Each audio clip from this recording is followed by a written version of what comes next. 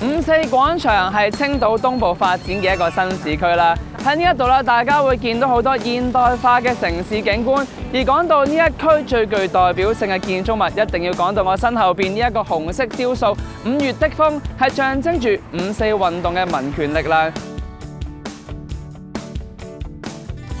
呢啲咁舒服嘅天氣喺海邊散下步啊，又可以睇下遊艇啊、帆船啊，直情咧成個旅行嘅 mood 咧都出晒嚟啊！其實呢一個區域咧已經係嚟到青島奧林匹克嘅帆船中心啦，即係我身後邊嘅呢一個北京2008年嘅火炬，以及係後邊嘅奧運5環咧，都喺呢一度咧會見到啦。咁而且咧好多國際嘅以及係國內嘅帆船賽事咧，都會喺呢一度咧舉行㗎。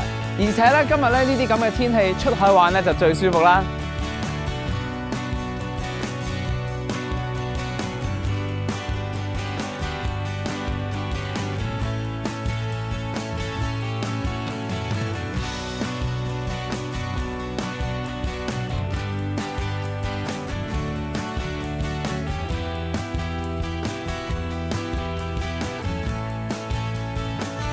中意玩水上活動嘅話，嚟到青島就啱晒大家啦！除咗有遊艇同埋帆船可以出海玩之外啦，呢度仲有得玩潛水體驗㗎。咁如果係想浮潛啊，又或者係孭樽潛水嘅話咧，呢一邊咧都會有專業嘅教練咧帶大家出海玩。咁依家咧就帶大家入嚟睇下呢一度啦。入到嚟呢度會見到有潛水衣啦、蛙鞋、氧氣筒等等嘅潛水嘅裝備咧，俾大家租借㗎。如果大家想潛水嘅話咧，咁呢度仲會咧提供埋專業嘅教練啦，陪大家出海玩。咁仲會有呢一個數碼嘅水底攝影，咁幫大家喺水底度影相㗎。